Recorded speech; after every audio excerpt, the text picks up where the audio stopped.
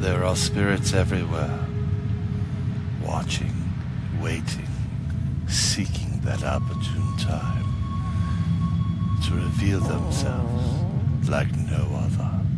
They fill our worlds with so much. Seriously? You didn't just do that.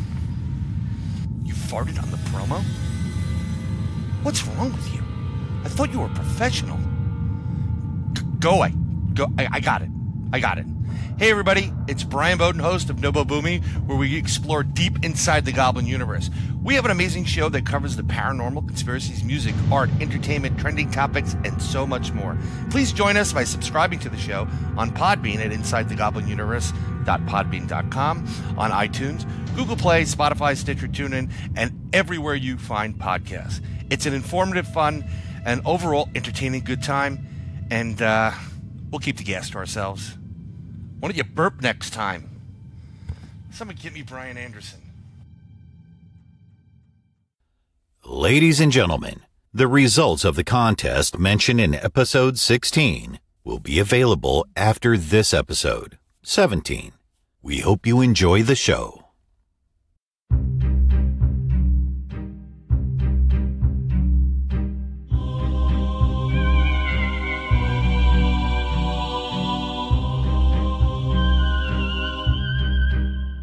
Welcome to Paranormal Heart, a place where people can talk about their paranormal experiences. With your host, Kat Ward.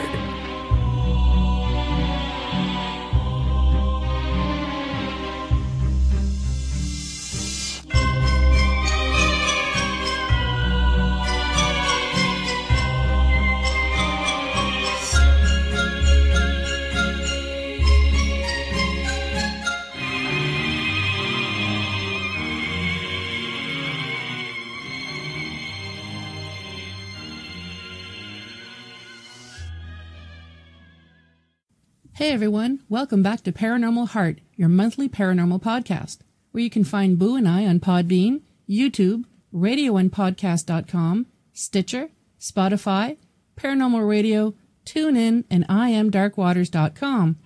And don't forget to go on over to Podbean and click that follow button, or YouTube and subscribe, because it's the highest compliment to me seeing that you enjoy the show.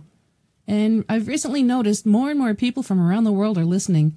So I'd like for you to send me an email at paranormalheart13@gmail.com and tell me, where are you listening from and what platform do you use? And I'd like to thank you all for listening. And as Brian Anderson mentioned earlier, stay tuned after the interview where Ronald Murphy and I will be announcing the contest winners. Thank you to all who have participated, and good luck.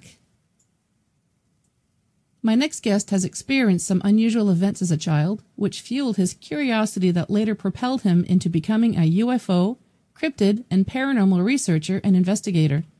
Since 1977, he has used his spare time to explore those areas of interest and has traveled the world in pursuit of the truth.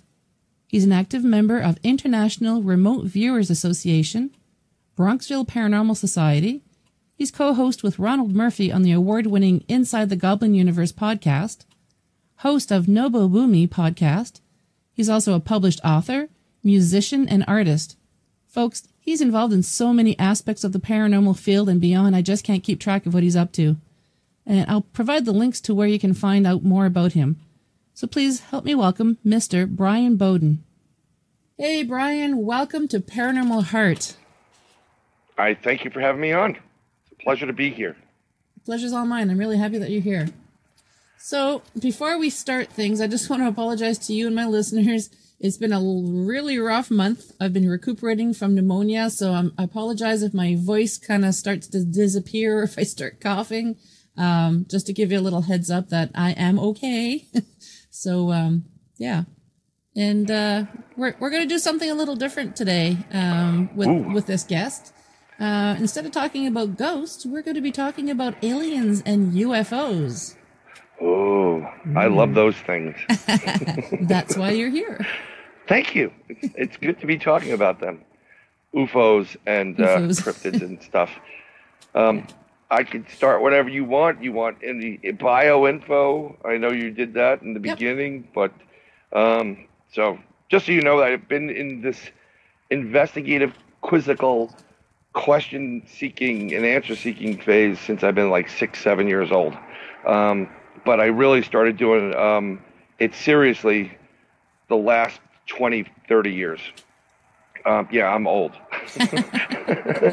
Not that old, but I still think I'm 16, but not my, But so I've been investigating it, and I've also had some experiences. And I think what we're going to do, I think it would be good for you guys to hear is some of the experiences, and then my first impressions on this stuff, on UFOs and these cryptids and stuff, and what I currently have come to the conclusion of, if that's Sounds all right. good. Yeah, sounds perfect.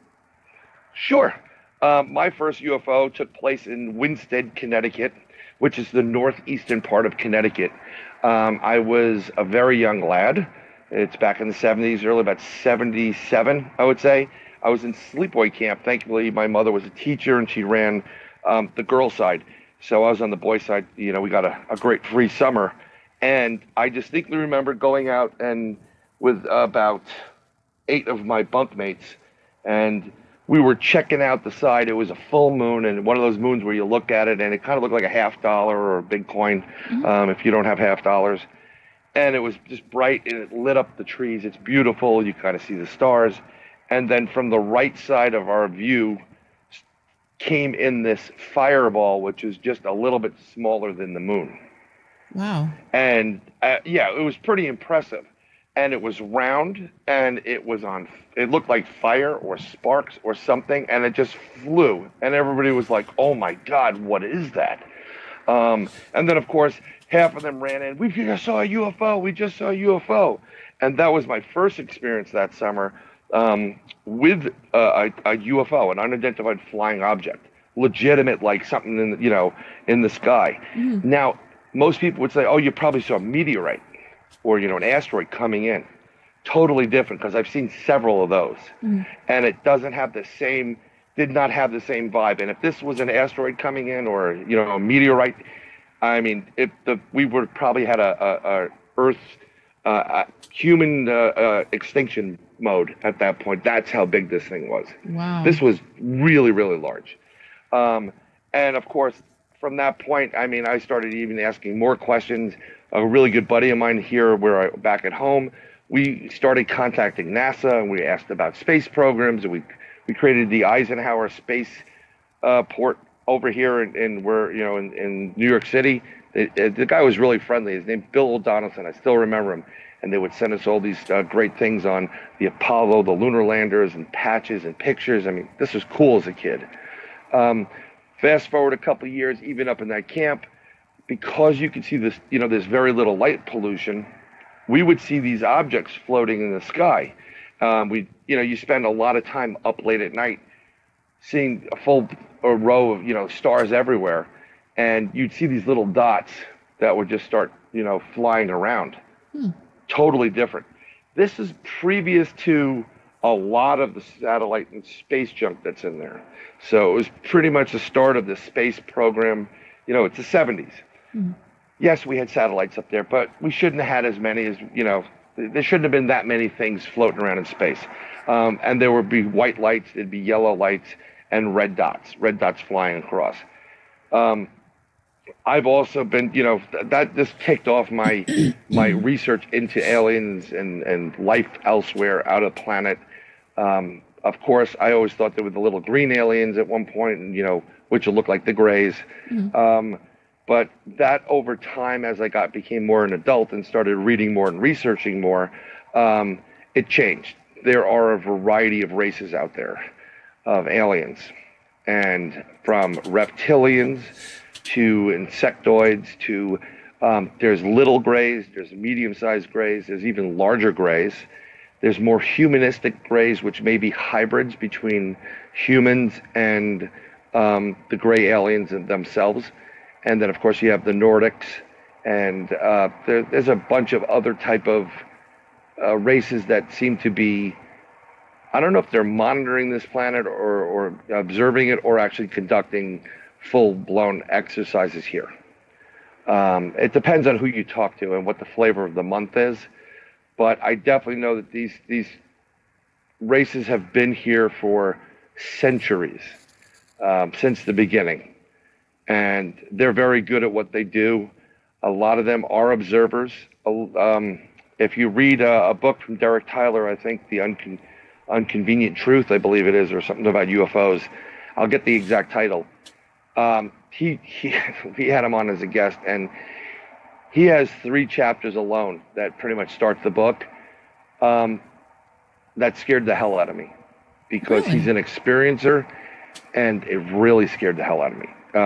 What these races of aliens are doing. Some of them almost like you're like food for them. The reptilians are extremely intelligent, and we are even below being monkeys to them. We're like ants. And why they deal with us, I don't know. So, continue on for a sighting. One of the sightings that I like, and I don't know if you've had your own sighting, Kat, I like when someone who gives you junk and crap, there's no such thing, has that sighting with you.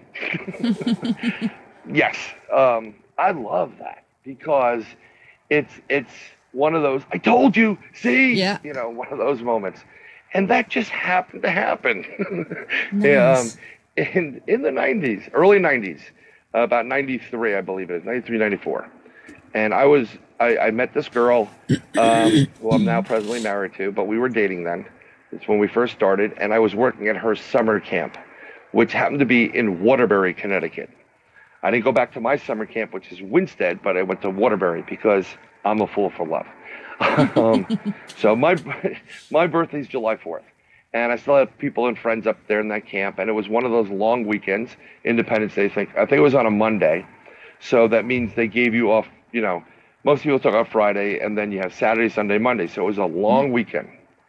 And I said, look, I want to drive up there, see if any of my buddies are there, and just hang out and say hi to them. So she said, no problem. And we got in the car, and it was about 9 o'clock. We took off from Waterbury. It's a half an hour to get to Winstead. And we started driving. Now, what's beautiful about being in that part of Connecticut and is again, you see the stars. There's very little light pollution. And it's just a wonderful experience. So we had the top, like the moonroof open. I'm doing 65, 70 miles an hour, beautiful sky, and nobody's on the roads because of the long weekend. Mm. And at certain points, the road kind of breaks off to a lower road and an upper road, but there's 2 different directions on it. It's not like a highway where it's separated by land, actually, in the middle. And we start coming, and I'm driving the road. I'm not even paying attention to this, and my girlfriend's looking, she's going, what? She's kind of tilting her head back and forth, kind of looking like she sees something. It finally catches my attention. I'm like, what are you looking at? She goes, is that a balloon that's hanging there? And I'm like, what are you talking about? She goes, out there. So we're getting up towards, I think it's Route 6 in Connecticut. And I look on the distance, and you could see, because of the clarity, you could see for miles. But you see these 2 radio towers and this one huge center radio antenna. And it has 3 dots on it. Okay, pretty high up. And I'm watching, I'm like, oh, it's a radio tower. And then the radio tower goes from being perpendicular and it starts tilting to the left. Huh. And then tilts some more. And I'm like, okay, we're getting interesting now. And then it's now parallel to the Earth, and it's heading in our direction. And this thing is ginormous. It's huge. I can't explain how huge it is. And it's I see these 3 red lights, and then all of a sudden it's coming, and then you start making out some more of this craft. And it's blacker than black. And the next thing I know, this thing is broaching over my roof. And you can see where the stars end and where this craft that, begins. Mm-hmm. And then all of a sudden it's over my roof. I'm doing 65 miles an hour. I have my girlfriend now hanging out of my moonroof. What is this thing looking? And here's the fun part. I'm saying to myself, pull the car over, Brian. Pull the car over. Because, this is the holy grail of UFO sightings for me. It's not making a sound. It's about the size of a football stadium. Jeez. Okay? It's huge. And I don't pull the car over, and it's blocking out all these lights. And what happens about a second or two later after I started thinking about this. I finally see oncoming traffic light, one car, and I look. It took a split second, and then he passes, and then I look up, and this thing is gone. Wow. So I jammed on my brakes, and I'm in a 92 Integra, and I fishtail a little bit. I come to a complete stop on a highway. I get out of the car, and I get out to look, and I'm like, where the hell did this thing go? Because you can see miles in different in the distance. There's mountains to mountains, and I know where those mountains are. I mean, we're talking about a good 10, 20 miles worth of sight line. Mm. This thing just disappeared. And to this day, sound? She says it was a hot air balloon. Oh, that's a really big hot air balloon. Oh, it's giant. It was incredible. It was absolutely incredible. Did it make any sound, or was it really quiet? It didn't make a sound. That was the whole thing. Wow. It made no sound. Yeah. Nothing at all. I have pretty much a photographic memory, mm-hmm. and I'm still, I could put myself in that position. And the radio, I had the radio on, but I don't recall hearing the radio at one point. It just kind of went out. Now I don't know if it was because of the craft or what, but this thing made no sound whatsoever. That's another thing. You have something. First of all, this gigantic thing flying over your head, but for it to not make a sound. I've been, come on, we've all been to an airport and the planes fly over and they're louder than anything. Mm-hmm. So I was just seen the Concorde, so that was pretty noisy. Yeah, and for some people that see these craft in the sky, depending on where you are, there's some people that get sound associated with it. Mm-hmm. Now the problem we have now in the current field of UFOlogy, all these people, is there's a battle brewing right now at MUFON between people who think they know everything and people that don't. And I'm not a MUFON fan, and I'll tell everybody right now, I am not a MUFON fan. I know a lot of people at MUFON. I know the guy that is the director of photos and video and analysis, and he's fantastic. He's a genius. He's a great guy. Go check him out, Mark D'Antonio. Wonderful. You'll learn a lot, and he knows exactly what he's doing, and he's a professional at this. Does the scientific points and whatever. But there's other people there, very few and far in between, that are actually doing what they should be doing as an organization. So there's a lot of fighting going on, people sabotaging other people. And so I initially when you're young, you're like, oh, I want to join MUFON. And then when you finally find the politics and all the stuff that's really going on, it's not worth your time. So it's pretty much like any other organization. Yeah, well, there are people that are really, there's like a 0.5% of people out there that are really doing the investigation, the research, and want to come to terms and answers and get people help. And then everybody else is joining it because it's cool, or, I'm on the STAR team or this team. Like, I don't care what team you're on. They're hiding information. They're withholding it from people. They give it out to select individuals, like the guy from Blink 182 gets special stuff. Why isn't it readily available? Be a real organization and make this stuff available. Make your database available. And this way other researchers around the world can actually, share notes. But they refuse to do it because it's all about what TV show they're going to have and who's going to make money off of it and who's famous and who's not famous. And frankly, I don't want these people speaking for me. I do my own research. I don't need them around at all. But, there's people, there's a big conference right now out in Las Vegas, I believe. And it's just, I think it's a joke. It really is. I don't know, bad. But, that's... Because everybody pulled together, the amount of information that we could potentially get would be amazing. Well, that's the whole thing. It's like, you have certain notes, and you interviewed several people, let's say, up there where you are in Canada. And you put your notes in the descriptions down of what people are saying, right? And you don't know. You think it's just a normal report. You put the report in the system. Now, I have somebody down here that has something, but there's a characteristic that in your sighting that hasn't been really reported for any other sightings before. But funny that I find somebody that I'm interviewing, and they have a similar characteristic. Well, maybe there's a connection there. I would never have known that if the database wasn't available to me or the information. So this is why I'm a strong proponent for sharing of information. You're not making money off this. Write a book if you want to make money, and that's if you can sell them. You know, there's no money to be made in this paranormal field like this. If you have a TV show, sure, you're going to make some money. Yeah. But if you're really serious about the research and getting what you want done, you know, and getting some answers, even just for yourself, you got to start sharing information and putting it out there. You're going to get the naysayers, and it's always somebody that's going to say, oh, this is BS, or someone is going to make it up. I've been abducted. Yeah, whatever. You know, it's just we need to be able to connect with people. And because, I've talked to, many people in the paranormal field, became very good friends with a lot of these individuals that I learned from. I saw these people on TV and their names mentioned, and they're good people. But when we were doing an interview, we would ask real world questions. We weren't asking the same dumb questions, like Chris Farley on Saturday Night Live. Oh, Paul, you remember when you were in the Beatles? It's like, yeah, Chris, I remember. So, and what's great about that is once you start asking people real questions, and I know you do that too, there's a lot more respect they have for you as an investigator.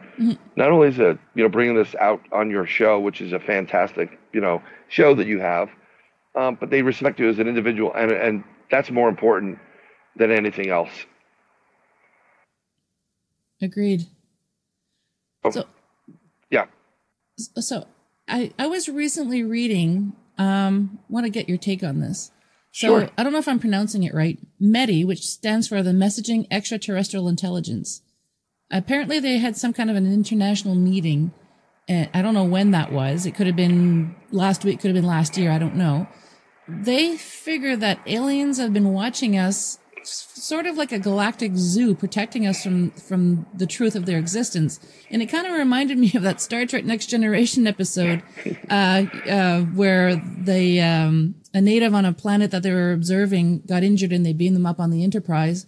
And they referred to the Captain Picard as the Picard, thinking he was a god. He could bring people back to life, Do you think something like that is actually happening? 100%.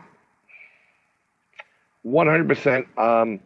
I think, like I said in the beginning when we started this, they have been observing this planet, this system, for hundreds, if not millions of years. They've been here. There is even a thought that this planet was seeded at one point, and then that was a failed experiment, and then they redid it.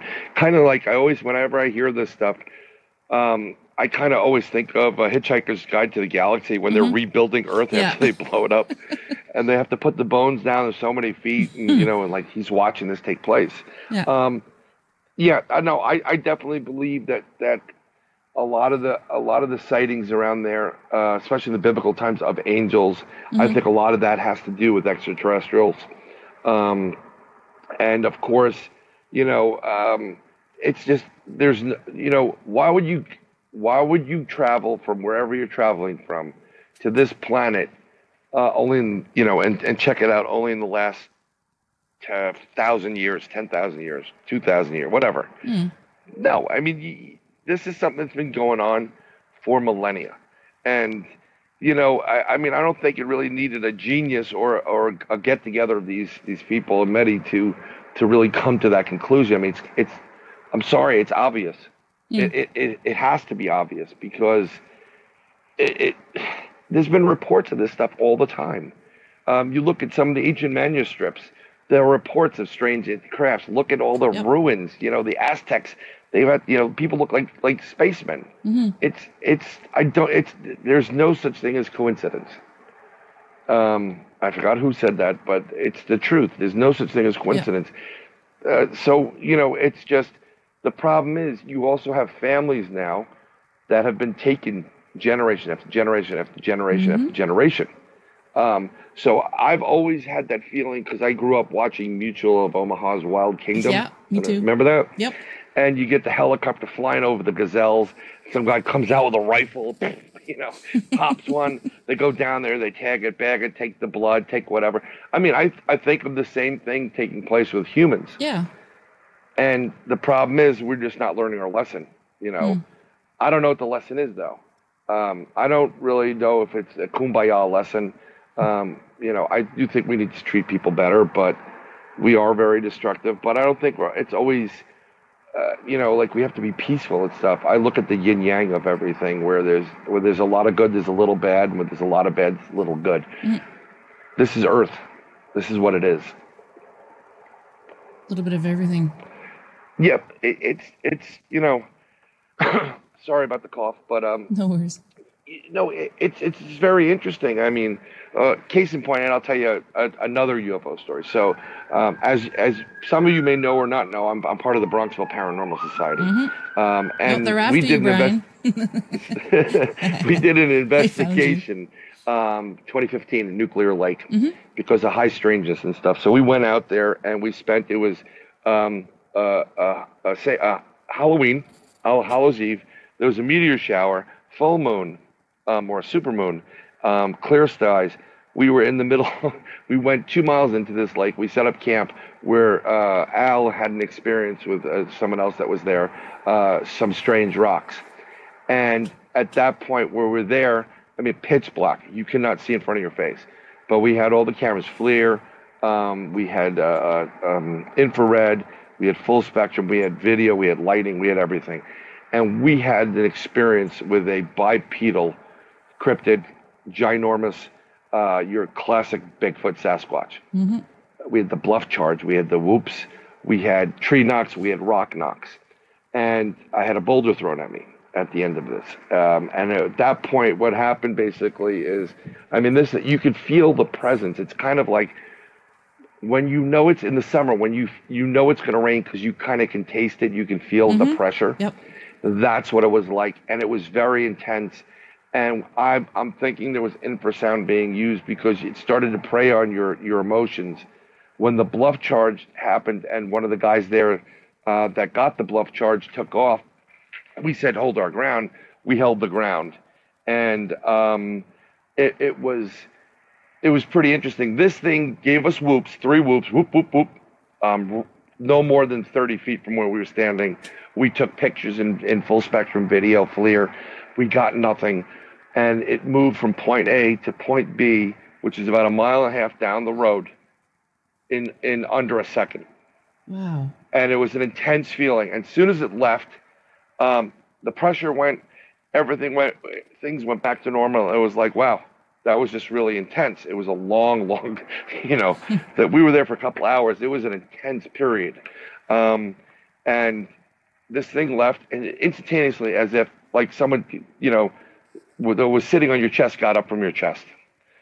And what was interesting about that whole thing is after that experience, we decided, you know what, let's go to the next location on the way there. And as we're going on the way, before I packed up to leave, I have this special Olympus camera. And what's good, it's good for diving. But what's great about it is how it processes low light. It does an amazing job at it. So it's good for fireworks, like type of camping situations where you're going to take a picture and you'll get a perfect picture with the right amount of light. But it's not, I don't know if it's doing a series of photos. I haven't figured it out. I really didn't research the science behind it, but it's a wonderful shot.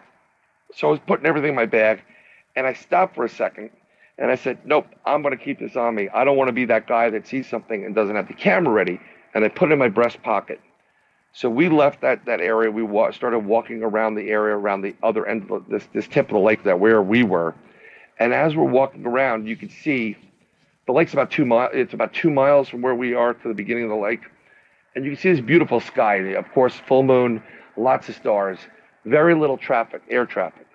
And on the right side, I think it's going from the west towards the east. we see this orange orby like light, like, you know, it's a yellowish orange. I think it's like, oh, maybe it's a plane or something, I said. And it starts moving from right to left. And once it gets into the center, there's three of us, Al, myself, and Bill. And I think we all did at the same time, but I pointed and said, what is that? And it was moving. As soon as I said that and I pointed, it stopped. And it changed its direction and it was heading directly at us. Whoa. So I'm like, okay, this is getting good. This is getting good. So this object, UFO object, comes over to us. It's just at the top of the tree line. It's probably about 20 to 30 yards away from us, in the air. Not making, well, there's a little bit of a hummy sound, like a motor, like you know, electric motor. You know, it's a hum. It's faint. And I'm looking, and I took out my video camera and I videotaped this. And if you want to see it, just go to Bronxville Paranormal Society on YouTube, and it's a nuclear lake. It's a video, and you watch it. You got to watch this because we keep going back to our research. Every 6 months, we'll re-review some of the research that we get there. And we were just mesmerized. And at that time when this object came, you'll hear in there, Al goes, time check. And I believe Bill or I go, 9:15. Okay? So I'm videotaping this for about a minute and change. It shines a light at us. We turn our headlamps off. It's scanning the area where we are. Al at the time didn't tell me, but he was like, please don't let him get abducted. Please don't let him get abducted. Because he just didn't want us to be abducted or whatever, because he felt bad if he brought an abduction our way. And we were just mesmerized by it. And then after a few minutes, or what seemed like a few minutes, it kind of disappeared. And we started going to the next location. So it was 9:15. It seemed no more than 3 minutes later. We get to the location, we set up, we sit there, people start going out, and you know, Al and I said, let's call Cindy, our psychic. So we call Cindy, the psychic, up, and we're going to talk to her, and you know, we're talking to her about at the new location, and then after it was over, briefly, we had to shut it down because we heard people walking in the woods towards us. We didn't want to scare them. 3 guys. Woods, flashlights, and machetes. Not a good thing. But it sounded like a family was coming. So we shut the lights off, but nothing came. And we hung up with Cindy quickly. And we couldn't figure that out. And then Al looked at it like, what time is it? And we looked at the watch. And this whole point seemed like 20 minutes for me, 20 to 30 minutes. But I looked at the watch, and it was, so it should have been roughly about 9:45. It was almost 12 o'clock. Whoa. So in that time frame, a little bit of a time difference. We have missing time. Yeah. We have a significant amount of missing time. And we didn't realize it. We were like, what's that strange? There's no way. It was just 9:15, blah, blah, blah. And we keep going on with the investigation. And what's funny is we all, instead of going to like a diner after this, we eventually left and we went out. Thinking like nothing really dramatic happened. That's what Al said. He goes, I wish something bigger would have happened. Not realizing all the stuff that took place. So there was a time-space rip according to our psychic. We have this missing time period. We have a UFO. We have a Bigfoot, and you know, Sasquatch. And that was all the same night. The Bigfoot and the UFO. All the same night. Bigfoot, UFO, missing time, rip in time space. The people that we heard actually wouldn't be there, according to our psychic, until tomorrow. Really? Yes. And she said, there's a time rip. There's a rip in time. Wow. So this is pretty interesting. Long story short, Bill later that night woke up in the middle of the night screaming hysterically. He lives with his mother up in upstate because she, you know, helps her out up there, but he lives up there. And literally wake up, you know, like horrified. Yeah. I woke up the next morning and I was like coughing up and spitting up this bluish phlegm like I ate a Smurf. And I'm like, what the hell, did I eat a Smurf? And I had a metallic taste in my mouth. And then my family wasn't out. They were out on that Sunday because it was Saturday at your place. This Sunday they came back. And I was, you know, kind of like I got up a little bit later than everybody else, a lot later, and I was getting myself situated. They came in through the door, and we were going to go someplace. And I said, okay, well, I'll get ready. They go, what happened? I'm like, what are you talking about? He goes, where'd you get those bruises? I had 2 bruises on my stomach. I didn't knock into anything. I didn't hit anything. I didn't, I don't know how the bruises came. And Al woke up, and he felt like he had something caught in his lip. And I called Al. I said, Al, so how'd you do last night? How'd you feel? He goes, well, I got something in my lip. I don't know. I feel like I got something hard in my lip. And I said, okay. And I told him about my thing. And then that's when we called Bill, and we heard Bill was screaming violently. So it was a pretty interesting night. We have yet to regress ourselves. And according to a friend, Derek, he says, if you don't have any bad dreams, don't regress yourself, because you don't want to open up a box that you can never close. Some of these events of abductions are horrifying. I'm not saying I was abducted, but if I was, I don't want to know. So if you don't have a bad dream, you do not do a regression? Nope. If you can live your life normally, you don't have bad dreams, you don't have like fear or whatever, don't bother with the regression, because what that's going to do is it's going to give you, if you had an experience in a craft, let's say like Travis Walton, which probably scared the crap out of the guy, you're going to experience that, and you're going to have the crap scared out of you, right? Right. So that's why would you want to purposely open that up if you don't have that kind of feeling at this point? Yeah, don't fix if it ain't broke. Exactly the premise, right? So don't fix if it ain't broke, right? That's how I'm thinking about it as well. So that being said, one of the things we've discovered is that there seems to be, or I've discovered actually, there is a correlation between UFO sightings, aliens, and cryptids. I was just going to ask you that. A lot of cryptids, and Bigfoot, and now what they call the dogman or a bipedal canine, which is like a werewolf. I'd rather meet the dogman. No, I'd rather meet the Bigfoot.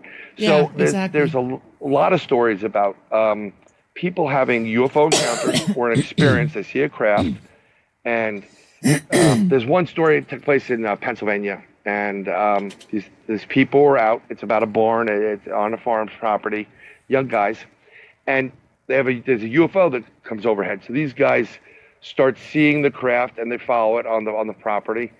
And where they are is they're on a roadway, and they can see this barn in the back, in the field, and a fence line, and then there's woods by the fence line. And the UFO disappears.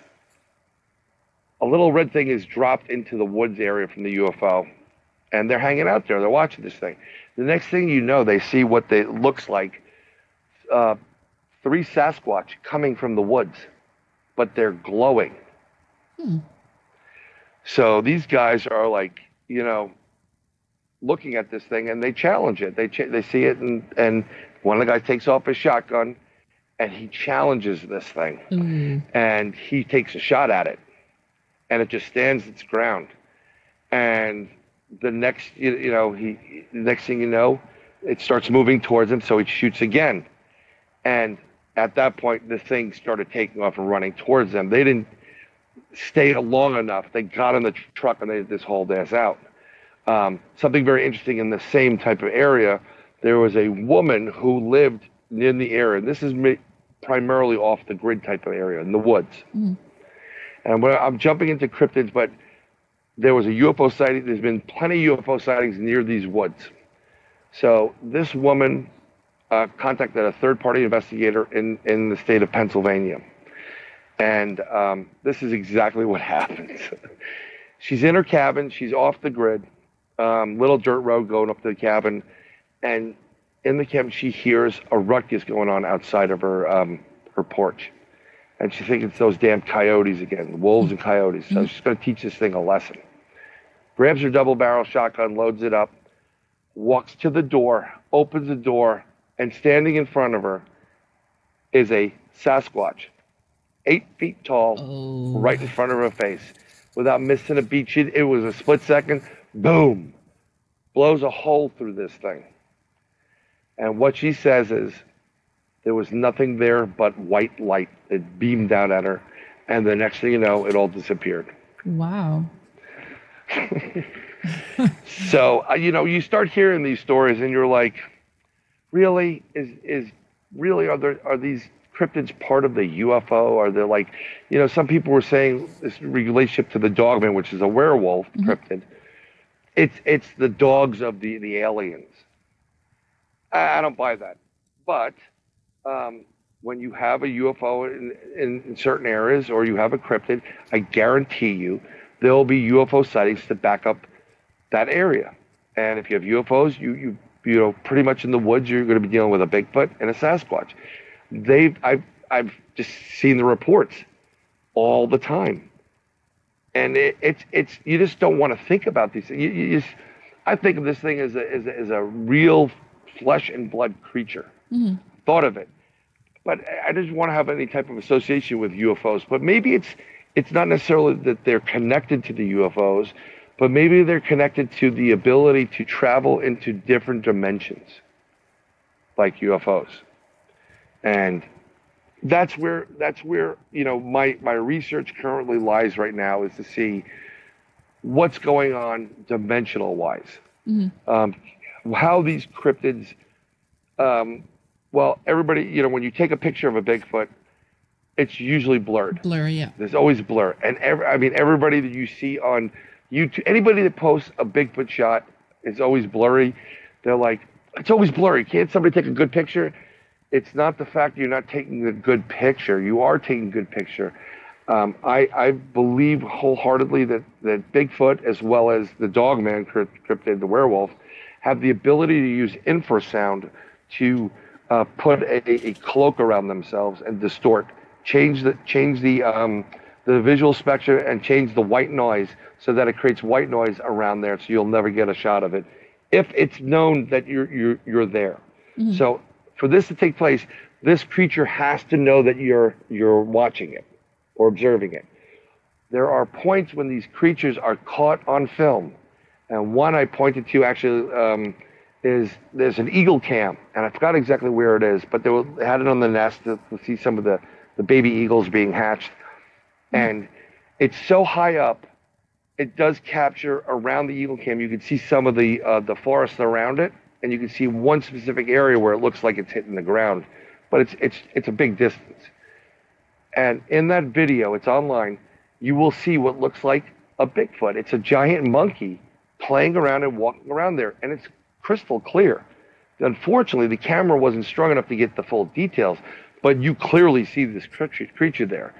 And this creature is totally unaware that there's a camera, 40 feet up in the air. So it has no need to be on guard and put the cloak up. Another case in point where you see this thing, but you also, initially you see this creature, Bigfoot, in National Geographic did a video, they had it out, a movie recently. And in the movie, they're videotaping something with a herd of some animals. And in there, they caught a Bigfoot. Really? And the Bigfoot, oh, yes, they did. It comes out of in this little bluff area, and it goes around, and then it disappears, and then it appears someplace else, like alongside of it. This creature was, I'm sure it was curious what was going on with the videotaping or the cameras, but I don't think it was aware enough that it needed to be worried and cloak itself. And that's part of it. I think they're using infrasound, but I also think the potential for something to move from point A to point B, like happened to us in Nuclear Lake, the only way I think this could happen is you have to be able to open up or change space-time and be able to travel to a different portal. So you can open up a rip, go in it, and appear, a mile down the road coming through the rip. That's the only thing I can think of with why these creatures actually are able to do this, to materialize, dematerialize, and appear elsewhere. Like folding space. Yeah, pretty much like folding space. Yeah. They just know how to do it. One of the funny things, if you study some of the dogman stories and legends and information, these things just disappear. Like literally, boom, gone. And someone recently actually posted something on Facebook. It's the Bigfoots of the Bigfoot Researchers of the Hudson Valley, Gail and Deb. Great video. They had a video. They had something that looked like a dog man. And it was blurry. It's not the greatest camera. And they said, she did the video. She goes, here, what they do is when they research their video and they look at their evidence, they literally will go frame by frame and look at every frame of a video. Okay? What's great, we do that too. But what's great is you get to focus on, because you can get something in a split second you never would have gotten before. And in this frame, you'll see the first frame, and it's a big, looks that you can see that it looks like a brow, and there's a structure to a head. And in the next picture, it's gone. And in the third picture, it's not only is it gone, but there's these light streaks in the bottom, and it's very blurry. And I'm trying, and I contacted them because I'm friendly with them, and I said, this is a great catch because I think you just caught this thing opening up a portal or bending time-space. You know, it got caught where it was, and it said, I got to get the hell out of here. And it did something, and that's why you get the interference in the film. It was fantastic. I'll send you those on Facebook. Yeah, I'd love to see when that. you post this, if you wanna post it, you can see it or whatever you want to do with that. Yeah, I'll if it's okay with you, I'll add the links at on the show notes. Sure, that'd be great. So if anyone's interested in seeing that, I think there's a correlation between these entities. I mean, it's why not? Who's going to tell you differently that there isn't? But more and more, even we talked to Butch Witowski the other day, and we interviewed him, and he's pretty straight-laced. He's a great guy, great interview. And he's like, more and more, there's definitely, it's all connected. All this is all connected between UFOs, Bigfoot, lichens, you name it. And we're not talking about the lichen up in Scotland that tell stories. Hello there, mate. That's Mr. Caleb Lichen, our favorite storyteller. And werewolf. Werewolf with a kilt. That's great. That would be a great name for a bar. Oh yeah. I think Callum, if you do open that up, I want a little credit on that. But it's very interesting how this guy's a real investigator. Using police people and scientists globally. I mean, he's got a huge, nice network going for himself. Very open with his information and intel, and it all points to this. He had some crazy stuff last night. It was just out of this world. It was real. It was a great interview. I can't wait to hear it. Yeah, I'm just saying that there's a correlation there. I'm not saying that every time you see a UFO, there's a Bigfoot someplace, or whatever. Or vice versa. Or vice versa. Yeah, vice versa. But and let me tell you something. Everybody that's listening, you want to see the Bigfoot, you really don't want to see the lichen. Okay? Yeah. It's not a joke. I didn't want to believe this. I thought this was, again, an investigator. I'm like, yeah, okay, people seeing werewolves. Right.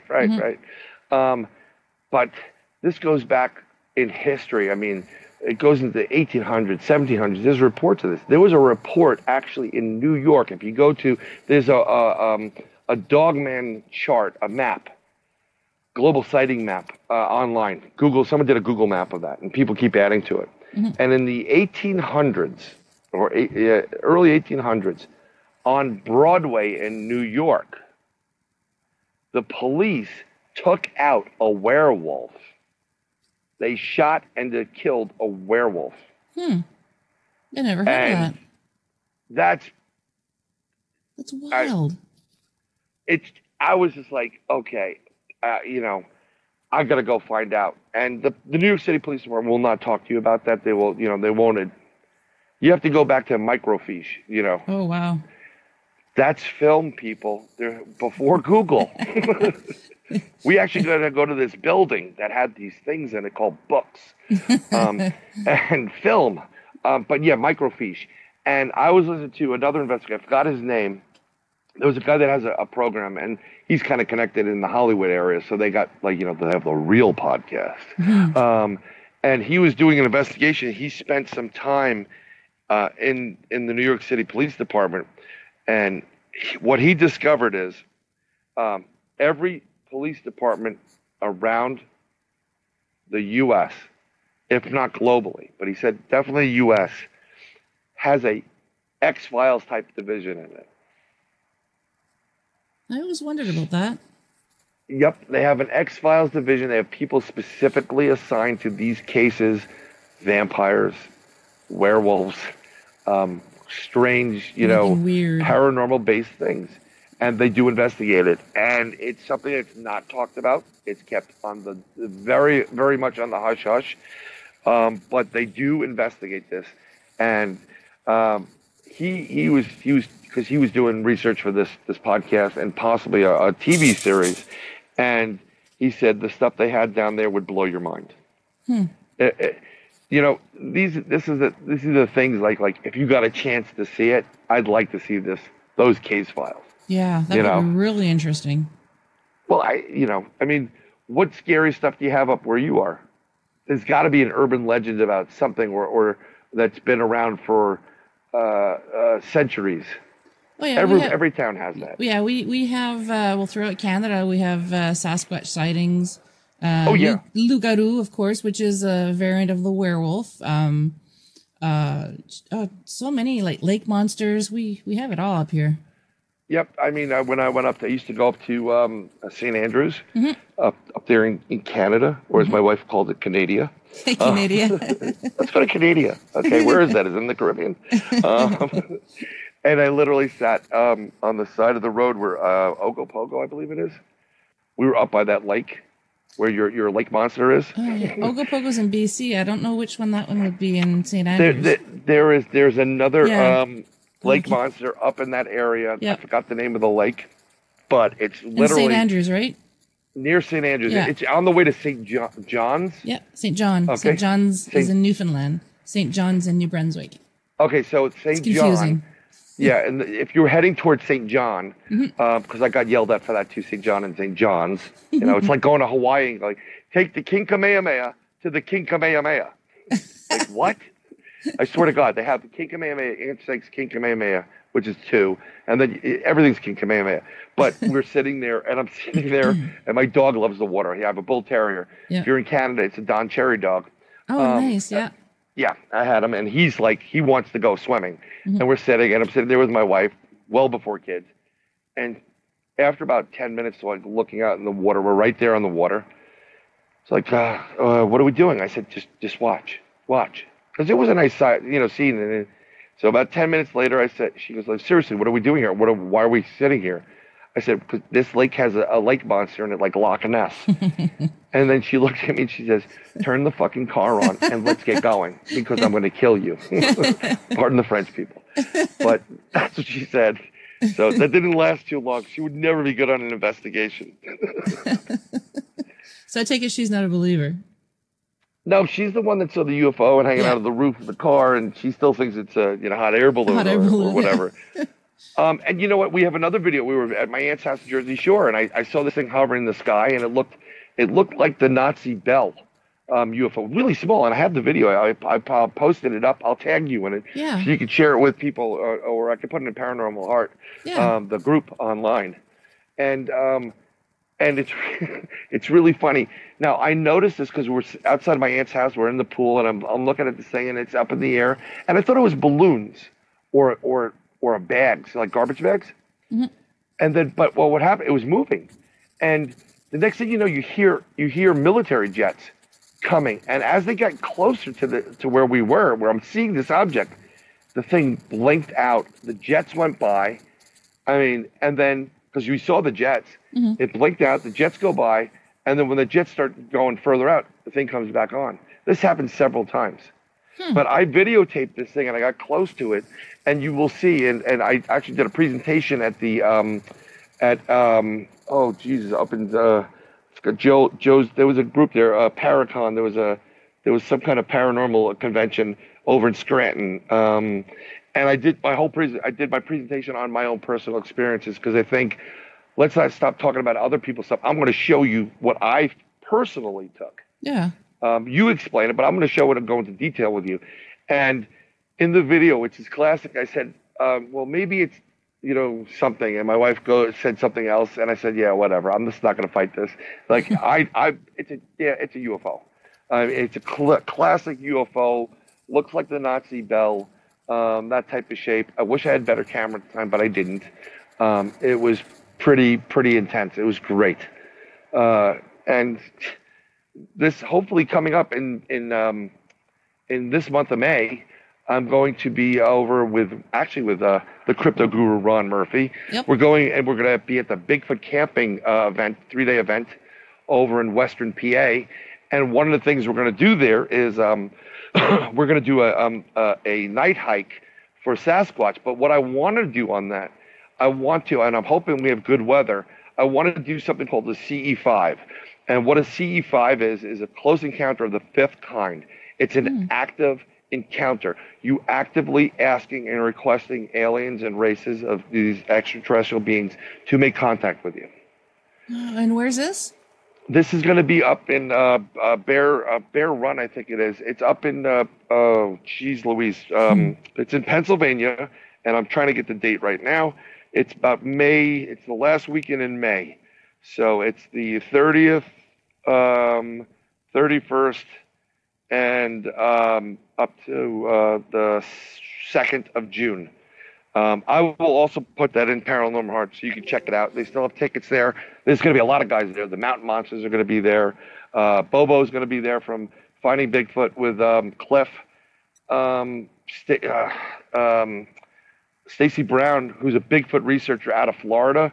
He caught some of the best evidence in Bigfoot, of Bigfoot ever. He'll be there. We interviewed his buddy, Stevie Strings, who's fantastic. But it's the Bigfoot camping event, and I will try to find it for you. I'll send you all the information. I'll post it up there of everything I talked about.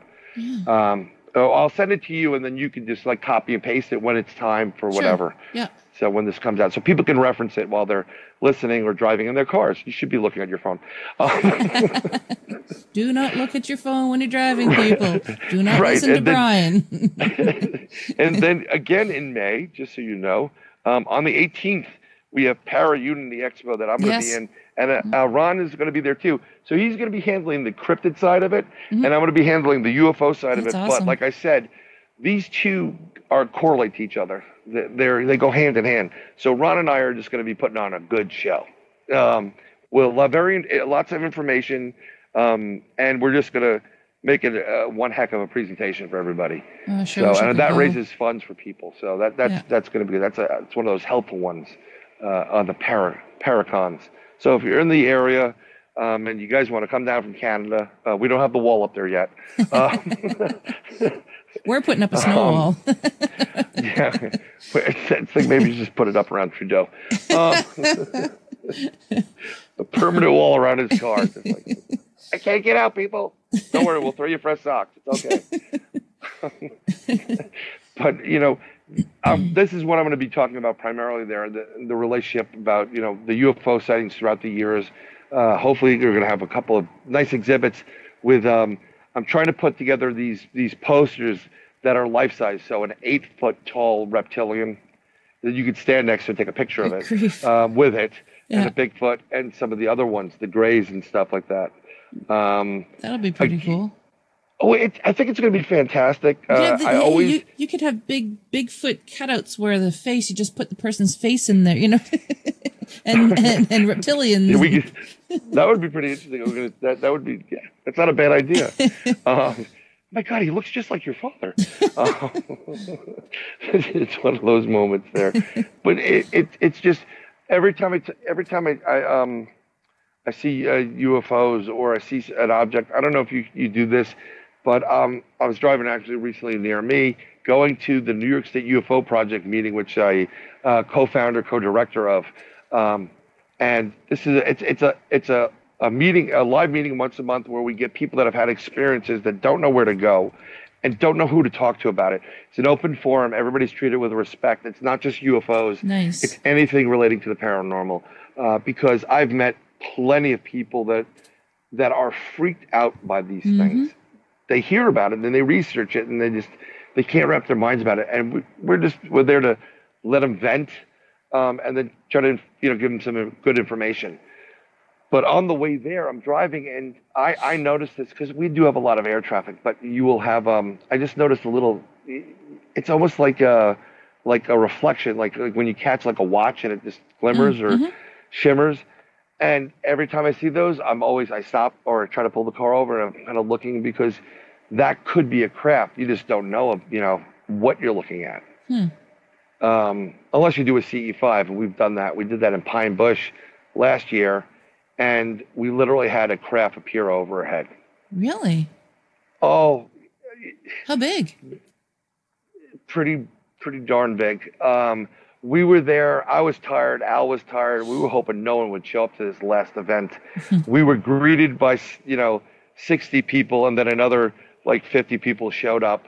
It was a great evening. German TV was there, and they were videotaping it, but they left just a bit early. So this is a CE5 I conducted. And what you do in the CE5 is we had to bring everybody down. Like let's let the day that it was a great day, but get it out of your minds. Sit here and focus on making contact with these creatures. Just ask them, can you just give us a sign of your presence? Can you come over? We're welcoming you to come here. And I'm guiding people through this guided meditation to bring people down and focus on this object. It's a beautiful night sky. You can see miles in the distance from mountain peak to mountain peak. We know where the sky, the air traffic is, and it's a very nice night. And it's very quiet. And the next thing I know, I don't think anything's really going to happen because it's just, I'm not feeling anything. The next thing you know, I start hearing a ruckus, like these guys like hooting, hollering. And I'm like, who are these kids, what are these kids making all this noise for, And I'm thinking, well, it's Pine Bush area. It's woodsy. These kids probably go over to the local baseball field, get a couple 6-packs, and they have fun. It's a Saturday night. That's what I would do in high school. And before I can say anything, I was just about to say something to Al, who was sitting near me. I'm like, like you hear all that hooting and hollering. This guy comes out and goes, "Do you hear all that? Do you hear that owl?" And I'm like, now it makes sense. And we started hearing an owl. And the next thing that happens is this craft flies over our head, and it's again black, jet black.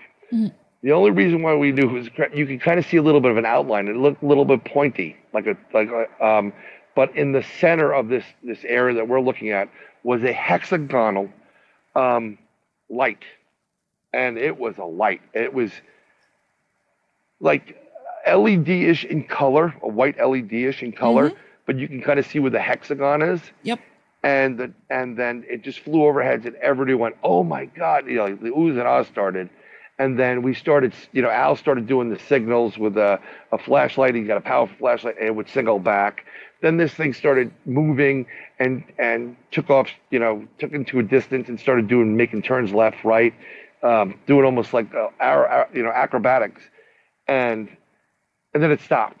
And then everybody's like, "Oh my God, this is incredible." I said, "Can you just give us, just join us one more time, give us a sign." And I put the lights on to flicker on. The next thing you know, the light just appears, boom, comes on, flashes me 3 times back, and then it does a little bit more tricks, and then it was gone.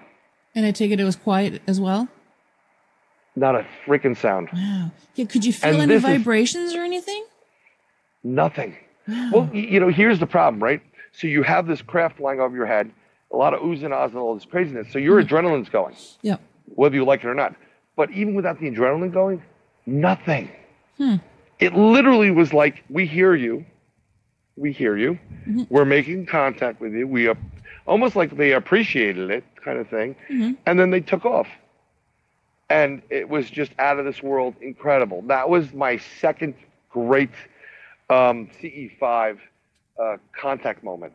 The first was at another meeting we did. Al wasn't there for it, but I use something, I do remote viewing. I call it remote viewing. Someone who I know that knows Ingo Swan, who's a brother of mine, he calls it remote viewing. Our psychic Cindy goes, "You're psychic." So you can't win with these people. But I think it's remote viewing because the way it works for me is, and I've been doing this for a while now, a long time. I've been doing it for years before I knew I could do it. I'm having a conversation with somebody, or someone asks me to do them, help them a favor, do something. I can actually, when I calm down and I get the day out of my head, and I kind of like sit there, not like meditate like in a zombie state, but just bring it down a level. I can travel to any location I would want. I can see the location. I can interact with the location. I can smell. You can actually feel the material that's there, and I'm aware of what's going on around me. And I use a bit of remote viewing at that point, and some binaural beats to get in that phase, because the people we were with were using this Dr. Stephen Greer remote view, not CE5 audio. I can't stand the guy, and I just couldn't listen to him. And through that, I started to remote view and, asking my brain, I want to make contact with these creatures, and have an interaction. And I said, I'd like you to show, make your presence known. But there was one person in the group that kind of pissed me off. I said, but I don't want this person to see it because she was being nasty today, which she was. So what happened is I'm sitting there, and we're overlooking the Hudson River, and you can see the New York City, like the George Washington Bridge way in the distance. You can see the lights there and some of the air traffic. And through my remote viewing, I literally was transported. I was in a craft. I was sitting almost like at bay windows. And I looked in the window, and I'm like, where the hell am I? I'm looking out, and I see a couple other craft there. I look to my right, and sitting up over to my right, there's a Nordic sitting there. There are other grays that are surrounding me, and I look at you can see your reflection in the mirror, in the window. Mm-hmm. I'm seeing the Earth, mind you, from space at this point. Wow. Which I'm kind of like, and whenever I do this, I want to preface this, I'm not crazy. I always second guess myself, like, is this an act of imagination or am I actually seeing it? Because it's what I do. I always have to make sure I'm seeing what I'm seeing here. And I'm seeing this. And I look in the mirror, and I'm literally, I swear to God, I'm a gray. And I see my face, and I can see the skin, and I can see the pores of my skin. And I start to smile, and I see my smile reflecting at me from the window. Mm-hmm. Because you can do this, and I'm like, and I start touching, and I'm looking, and I notice other grays are staring at me, like, what the hell is this gray doing? Like, gray number 5, what are you doing, gray number 5? Situation normal, everything's normal. Slight weapons malfunction. I mean, I'm like, so I'm having this epiphany, like, holy crap, I'm a gray right now. So I mentally tell these my comrades here, there are people down here that want to see us. We should go down there. And literally, I get transported to another ship that's across the way. I'm still a gray, and we start going down. And we're heading towards Earth. And the way we came in through toward the southern tip of the East Coast. And we go over Florida, and we're getting closer and closer. And I can see New York coming up, like the distinct outline, as if you're looking over, like from a NASA photo. Mm-hmm. And we come into right that spot. And I come back and I say, because I know where they're going to be ending up, and I tell them, they're going to be over here. And I point towards the George Washington Bridge area. I said, look over here. So some people are like, really? And I said, yes, I did a little remote viewing. They're coming in from this direction. And then I had a green laser with me. And I said, they're going to be right around here. And I did 3 circles with a green laser. And the next thing you know, it was a split second, but it was a huge white burst, boom, of white light, and then it stopped. And there was 1, 2, maybe 4 or 5 other people that actually witnessed that. And I said, can you do it again? And I circled again, and then it did it again. And then I knew that it started, I just knew I was somehow connected to it. It started coming north towards our direction, and then it was going to go to, well, from my direction, it would be the left. And just as I predicted, it came up north, people were watching it, and then it went to the left. But it wasn't like a huge craft visible. It looked like a dot. It looked like a star. And it did exactly that, and then it disappeared. Did that person that you didn't want to see, did she see it? No. Nope. Her back was to it the whole entire time. And I said, thank you. And when we left, and what's funny is I was with people that are believers, mm-hmm. not Justin Bieber fans. But just want to preface that. They say they're believers and whatever, but everyone, and Al, when he heard this stuff, he questioned me as well. And everybody said, dude, it happened. And they backed up exactly everything that took place was backed up. I like to get reassurance and backup support. I don't care if you question what I say and what I'm doing. That's fine. You have every right to. Matter of fact, I respect you more for questioning it. But I also question it. I question everything I see. When we get an EVP on there, I'm like, no way. And I listen to it again and again and again. I'm like, yep, there's an EVP there. Yeah. Because part of me has always been, you know, I'm a science guy. I love science. I want to get the answers. You know, I don't think there's a universal theory for everything. I'm sorry, but I don't. But I think you can quantify things. And I'm always looking to quantify something. And I'm also, you know, considerate of the fact that things currently cannot be quantified because we do not have the intellect or intelligence or technology to do so. But I always question what I'm seeing. And then if someone else hears it, I'm like, okay, cool. I'm not going crazy. And then I can continue to go on with my research. And I do this with everything. Because I think you need to check yourself every once in a while. Don't just follow with the herd, you know, like a lot of people do today. Yeah, exactly. Question. Yeah. Well, I mean, you know, that's what should take place, right? You got to question things. I kind of want to take this a different route there. I'm just going to ask one more question because we're almost at the end here. Yes, I know. I know. Already. Do you want to talk about my boy band days? No, I'm joking. No. No, okay. Definitely don't want to hear it either. No, I was never in a boy band. Go ahead. So I'm just wondering, do you think there's a connection between the pyramids of Egypt, earthen mounds of the mound builder culture, the pyramids of the Aztecs and Maya? Do you think there's a correlation there? Yes. Yes. I think there's a lot more than a correlation there. It's pretty interesting. You know, the pyramids in Egypt, when you see them, of course, see the Pleiades that's up there, but it's actually was built as if it was being built and you were looking down from space. Yeah. So I think there is a correlation there. I think when you get into the Aztecs and that whole southern, you know, South American area, I think there was an influence in all these cultures that may have aided them in their intellect, knowledge, science, and technology. I'm not saying people can't figure these things out themselves, okay? But the similarities are uncanny. Similarities between architecture, similarities between mounds being built, not only in South America, but in North America where there's mounds.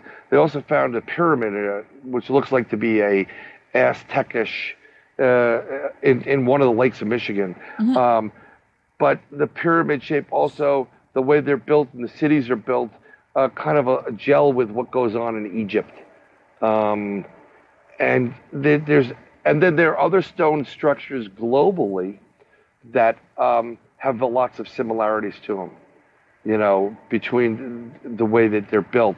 Now, I think some of these were built for scientific purposes. I think the science of the Egyptians, the Aztecs, the Mayan, and some of these cultures that we see around the globe, even the Nordics to the Asians, everywhere, there's science behind everything that's there. And I think they were able to do things with this science that you would never have thought they could do. Like, how do you build a pyramid that size? How do you move those blocks? And don't tell me you take 100,000 Egyptians to move. No, you can't. It's more to it. It's more than rolling it on a stone. And I point to these, you know, there's a great hieroglyph of what looks like, seriously, a light bulb. Have you ever seen that? I forgot what the name of the hieroglyphic or the label of it is, but it looks like there's a light bulb with a filament in it and electricity going through it. And it's similar technology is also a similar type of idea or concept has been found in South America on a couple of these other cultures. Maybe they were using electricity before we even knew what electricity was. Maybe they were harnessing electricity from the atmosphere that's out there. Like Tesla was talking about, what is it, 369 or something like that. I don't know. I don't remember what it's called, but yeah, I remember him talking. Well, I don't remember him personally talking about it, but Oh, back in the day? No. Yeah, I'm not that old. What Tesla was saying back there is like, it's energy. It's free. You can grab it from the air. Like the air we're breathing right now. You're plugged in. I'm plugged in. But imagine being able to not have to be plugged in and you're just recharging your stuff. It just charges. It's a natural source of energy. It's there, and maybe these cultures tapped into it.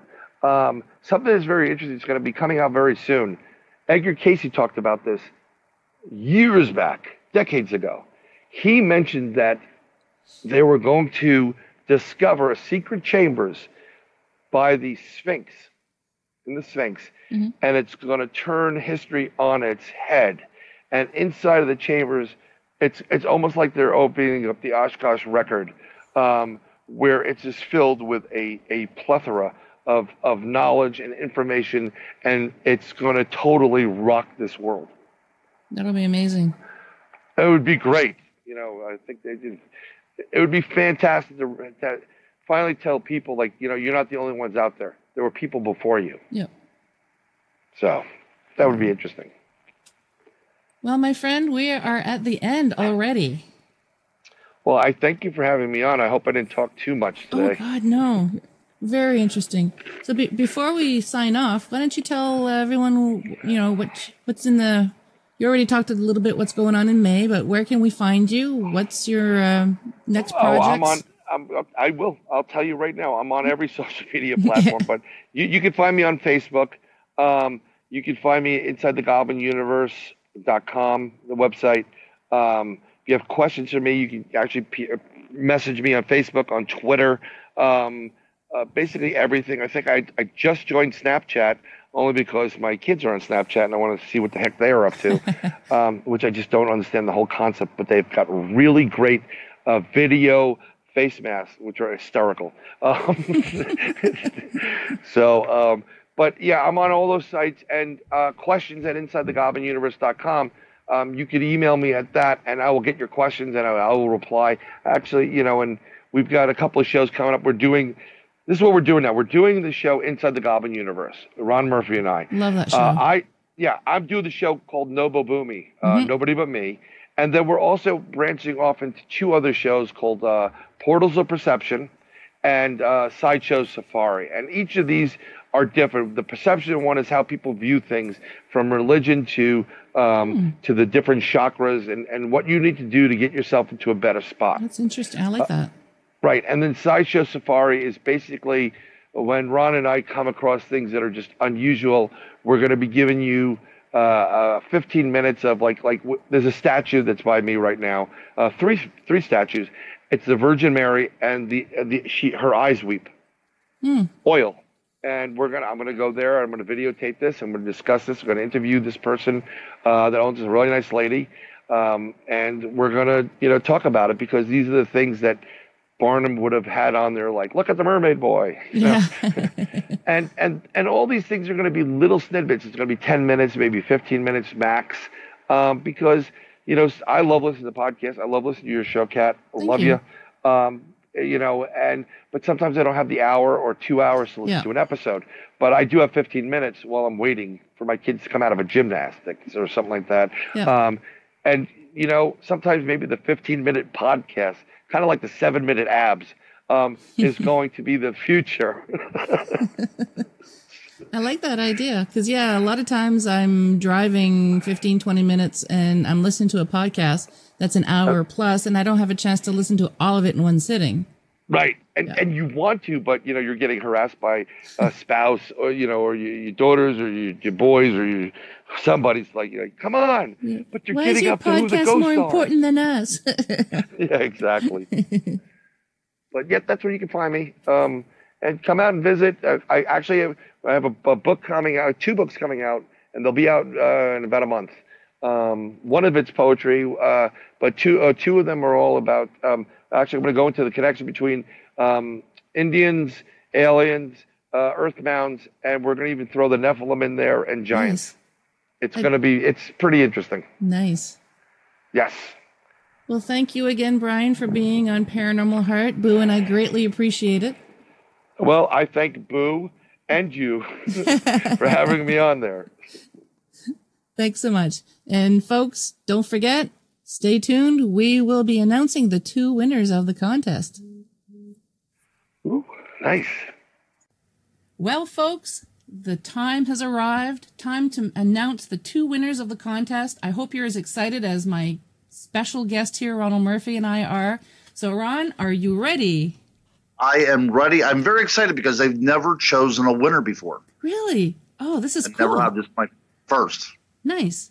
So, folks, just to let you know, I have the list of names here, and there's 7 people. I have a number generator here. I sent Ron the names, and he allocated numbers to each name, so I have no idea who's going to win. I'm going to pick 2 numbers, tell Ron who they are, and then he'll announce the 2 lucky winners of 2 free 30-minute readings by Katie Turner. Okay, here we go. Number 6. 1, 2, 3, 4, 5, 6. The winner of this one is Samantha Swigger. Yay! Congratulations, Yay. Sam. Send me an email at paranormalheart13@gmail.com, and we will make arrangements for you to claim your prize. And number 2. Oh, the number 2? Yes, the number 2. That's the next winner. The number 2 is Justin Cancelleri. Yay! Way to go, guys. Congratulations. Wow, this was awesome. I enjoy, handing out free things. This is great. I know, right? This is a great day. Thank you so much, Ron. Congratulations to our winners, and we'll be in touch. Ron, do you have anything to say? No, I would have liked to have been in the drawing for this. I'm sad that I was not. Well, you had to follow the contest rules. I don't follow rules very well, Kat. Oh, I know. Thanks again, my friend, for your help. Hey, no worries at all. I'll be looking forward to talking to you again. As am I. Take care. Bye-bye.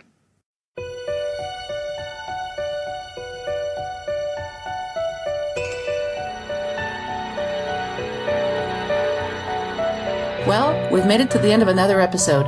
Thanks so much for listening. Until next time, take care of each other. And if you'd like to be on the show or have questions or comments, just drop me an email, paranormalheart13@gmail.com.